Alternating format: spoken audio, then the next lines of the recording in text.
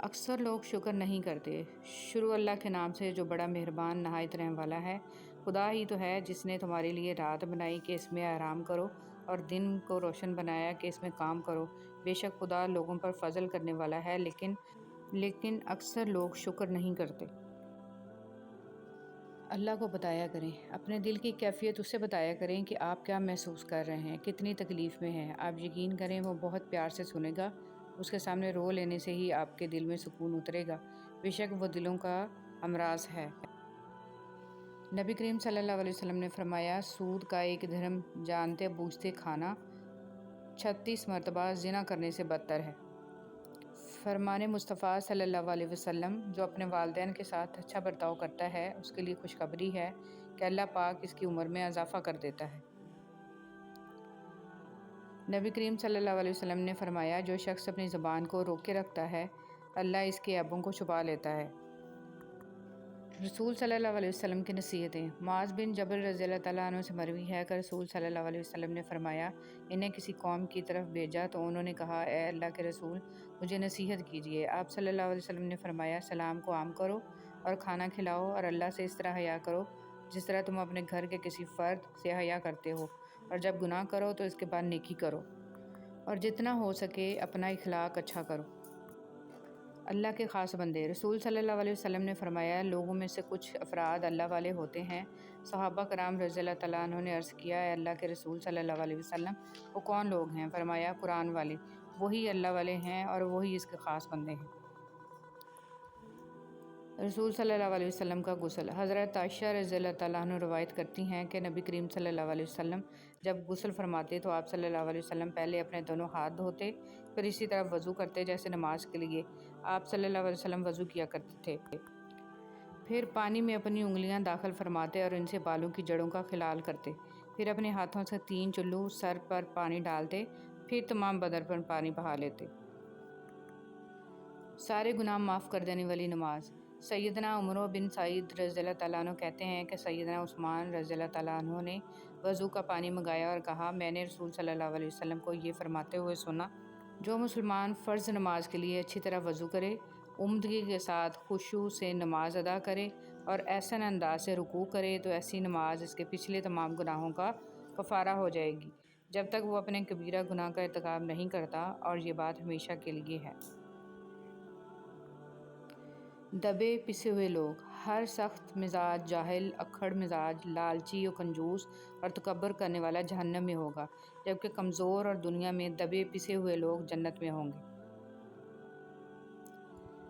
رسول صلی اللہ علیہ وسلم نے فرمایا، کیا میں تمہیں وہ عمل نہ بتاؤں کہ جس کا درجہ نماز، روزے اور صدقہ سے بھی زیادہ ہے؟ لوگوں نے کہا کہ کیوں نہیں؟ آپ صلی اللہ علیہ وسلم نے فرمایا، آپس میں صلح کرنا اور آپس میں فساد پیدا کرنا تو نیکیوں کو تباہ کر دیتا ہے۔ رسول صلی اللہ علیہ وسلم نے فرمایا، جنت میں ایسے بالا خانے ہیں جن کا بیرونی حصہ اندر سے اور اندرونی حصہ باہر سے نظر آئے گا۔ یہ سن کر ایک اعرابی نے کھڑے ہو کر عرض کیا، اللہ کے رسول صلی اللہ علیہ وسلم یہ کس کے لیے ہیں؟ آپ صلی اللہ علیہ وسلم نے فرمایا، جو اچھی بات کرے، کھانا کھلائے، خوب روزے رکھے اور اللہ کی رضا کے لیے رات میں نماز پڑھے جبکہ لوگ سوئے ہوئے ہوں۔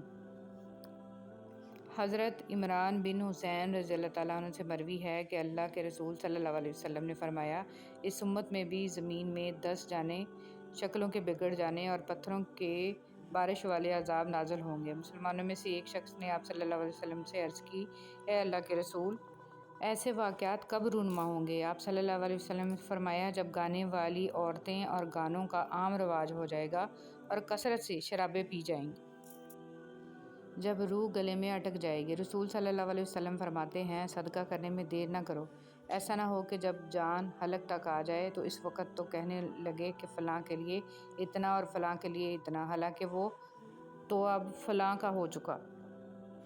ارشاد نبوی صلی اللہ علیہ وسلم، اور جب تم کسی مریض یا کسی مرنے والے کی عیادت کے لیے جاؤ تو وہاں حق اور بھلائی کی بات کہو، کیونکہ وہاں تم جو بولتے ہو فرشتے اس پر آمین کہتے ہیں۔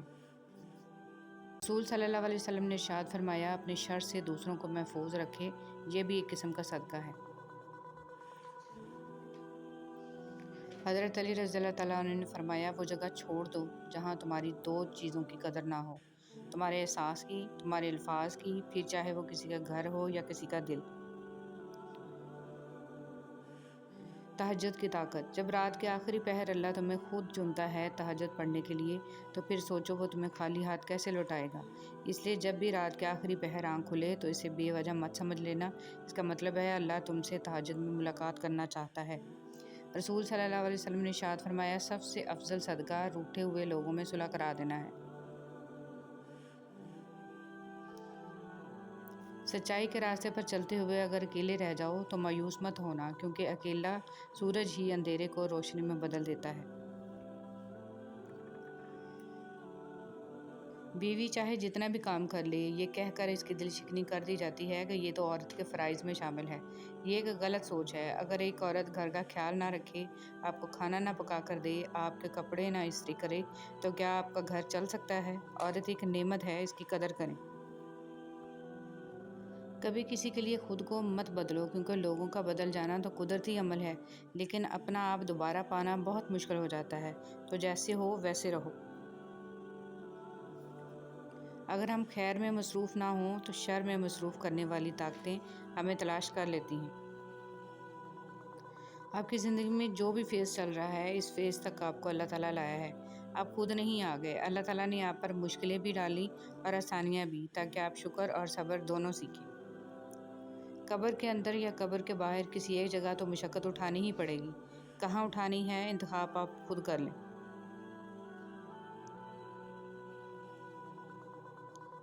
لا الہ الا اللہ۔ اللہ تعالیٰ کے ساتھ اپنے تعلق کو ہمیشہ خالص اور مضبوط رکھیں، کیونکہ یہ رشتہ ہی کامیابی کا ضامن ہے۔ سبحان اللہ و بحمدہ کی فضیلت۔ رسول صلی اللہ علیہ وسلم نے فرمایا، جس نے سبحان اللہ و بحمدہ دن میں 100 مرتبہ کہا، اس کے گناہ معاف کر دیے جاتے ہیں، خواہ سمندر کی جھاگ کے برابر ہی کیوں نہ ہو۔ حدیث مبارک۔ رسول صلی اللہ علیہ وسلم نے فرمایا، مسلمانوں کے بچے جنت کے ایک پہاڑ میں ہیں۔ ابراہیم علیہ السلام اور سارہ علیہ السلام ان کی کفالت کر رہے ہیں، یہاں تک کہ قیامت کے دن وہ انہیں ان کے ماں باپ کو واپس کر دیں۔ جن کے دل ایمان سے اور رب پر یقین سے بھرے ہوتے ہیں، ان کی زندگی پر میرے رب کی کڑی نگرانی ہوتی ہے۔ بس یہی کافی ہے اس مختصر قیام دنیا کے لیے۔ جو کان موسیقی سننے کے عادی ہوں، وہ کان قرآن پاک کی لذت کو محسوس نہیں کر سکتے۔ اگر آپ قرآن پاک کی لذت کو محسوس کرنا چاہتے ہیں تو موسیقی سننا چھوڑ دیں۔ ہمیشہ یہ جملہ بہت ہمت دیتا ہے، اللہ ہے نا، وہ تھام بھی لے گا اور سنبھال بھی لے گا۔ ہمیں تو اللہ ہی کافی ہے اور وہ بہت اچھا کارساز ہے۔ مایوس ہونا چھوڑ دیں، کیونکہ جو دروازے دنیا والوں کی تدبیر سے بند ہوتے ہیں، ان سے بڑے دروازے اللہ رب العزت کے فضل سے کھلتے ہیں۔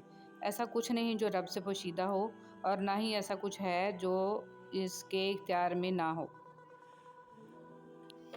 اچھی بات کا اثر نہ ہونے کی ایک وجہ یہ بھی ہے کہ لکھنے والا اور پڑھنے والا دونوں یہی سمجھتے ہیں کہ یہ دوسرے کے لیے ہیں۔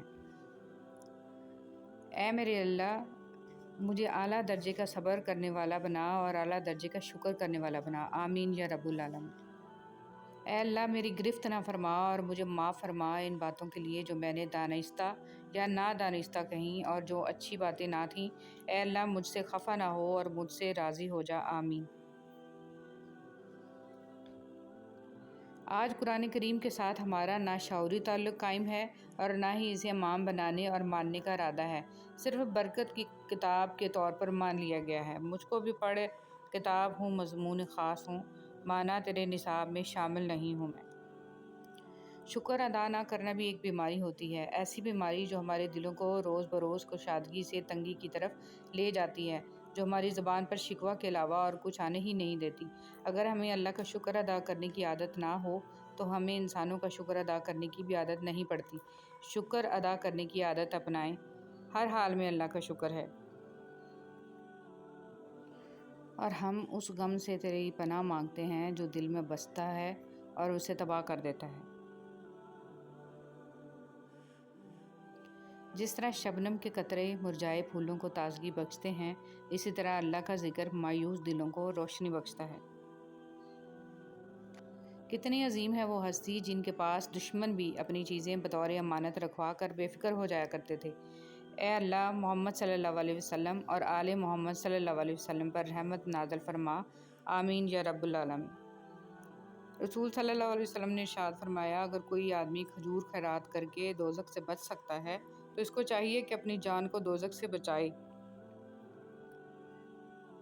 اے ہمارے رب، ہمیں دنیا میں بھی بھلائی دے اور آخرت میں بھی، اور ہمیں دوزخ کے عذاب سے بچا لے۔